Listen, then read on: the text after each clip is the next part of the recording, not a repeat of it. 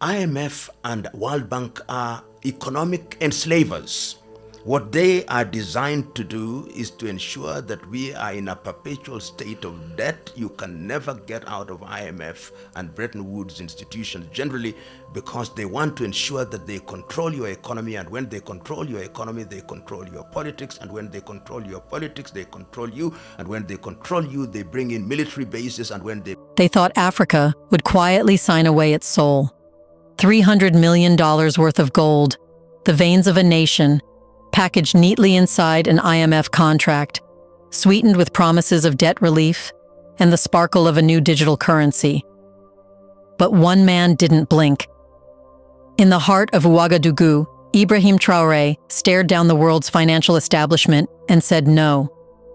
He called it what it truly was, an economic coup, a bloodless invasion dressed in suffocating terms of contract instead of soldiers.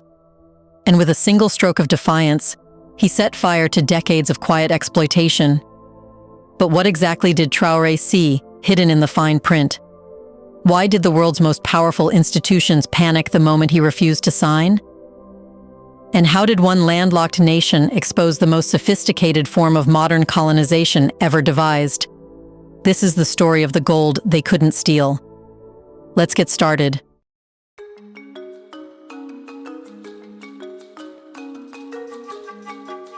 In the presidential hall of Ouagadougou, Ibrahim Traoré declared that Burkina Faso would not surrender its gold to the International Monetary Fund. Not for loans, not for digital gimmicks, not even for the seductive promise of debt relief. And within hours, the ripples became shockwaves. In Washington, IMF officials dialed journalists in panic, muttering about instability, warning that Traoré was jeopardizing his nation's economic future. In Paris, panels of polished commentators reached for their favorite colonial word, isolation. That word had always been code for punishment. When an African leader stops obeying, the West reminds him of the price. But on the streets of Ouagadougou, there was no fear. There was music, shouting, and pride.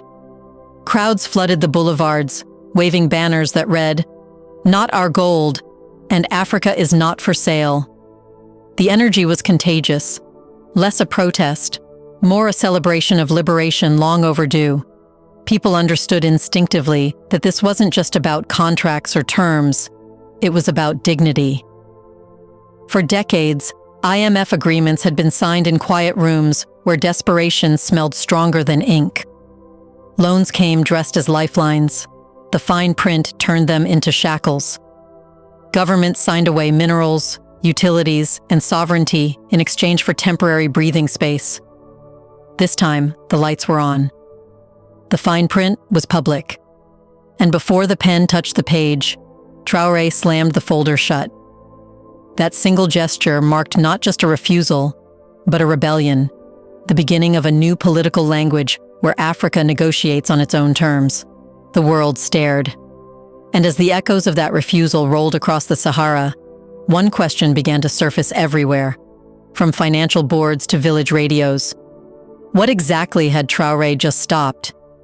To outsiders, the IMF's rejected proposal seemed almost routine, a $300 million stabilization package to strengthen Burkina Faso's economy and integrate it into digital currency innovation. But beneath the polite phrasing lay a mechanism of extraction so refined that it almost disappeared beneath its own sophistication. At its core sat the collateralization clause. Burkina Faso's gold reserves, valued at $300 million, were to serve as security for the loan. Should the country fail to meet repayment deadlines, for any reason, like war, drought, or global market shock, the IMF would gain legal ownership of that gold. Since this was the case, Burkina Faso had not only to protect itself against the IMF, but also against an artificial crisis that the IMF could usher in. No appeals, no sovereignty clauses, no reversal once signed. It was foreclosure dressed as finance. But the deeper danger came wrapped in digital glitter. The IMF's partners proposed the Phoenix dollar, a blockchain-based currency supposedly backed by Burkina Faso's own gold. It was advertised as a shield against inflation, and a gateway to modernization. What wasn't advertised was who controlled it. Western banks and crypto finance firms tied to powerful political donors, including Trump-era financiers lobbying for a new global reserve token. Under this scheme, every future ounce of Burkina Faso's gold would underpin a foreign-issued digital coin. The wealth of the country would be tokenized into a system managed abroad, its benefits trickling back only as numerical credits. It wasn't a bailout, it was a buyout. A recolonization project coded into smart contracts. To the untrained eye, it glittered with innovation. To a soldier-turned-revolutionary who had already nationalized his nation's mines, it looked like chains. Traoré saw through the polish. He understood that once gold left the vault as collateral, it might never return. The same logic that stripped Africa of its railways and oil fields a century ago had simply put on new clothes, this time digital ones. And so he refused. That no detonated far beyond Burkina Faso's borders, because in a world built on silent compliance, defiance is contagious.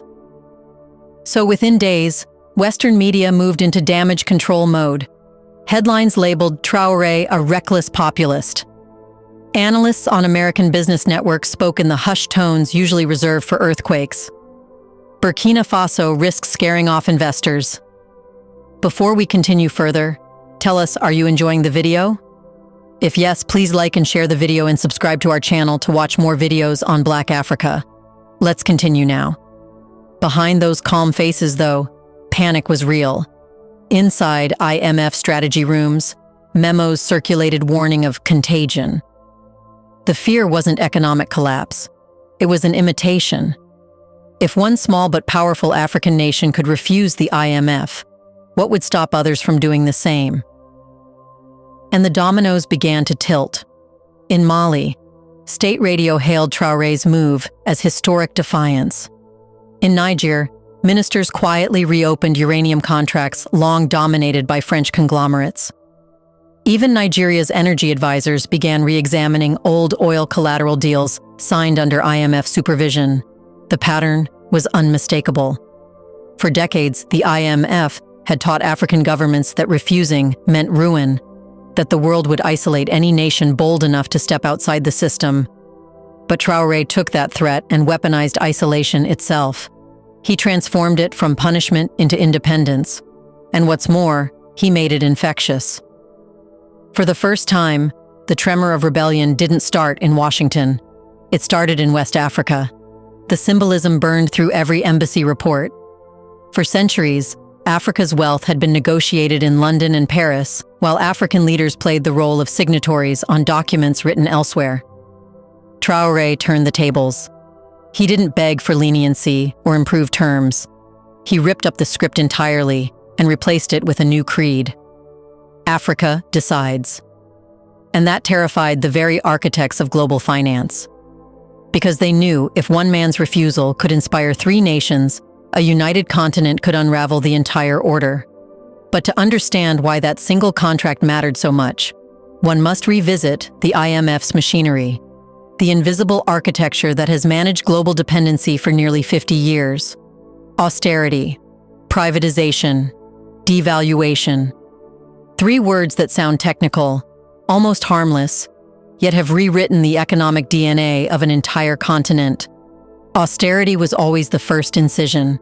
Governments desperate for credit were told to cut public spending on schools, hospitals, food subsidies, and even civil service salaries. Budgets balanced on paper, lives broke in reality.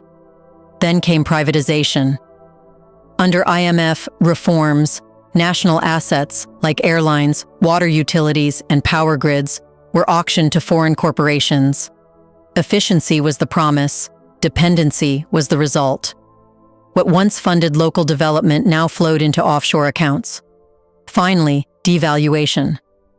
African currencies were deliberately weakened to make exports cheaper. But the poor paid the difference. Food, medicine, and fuel became unaffordable overnight. The peasant earned pennies. The foreign importer made fortunes.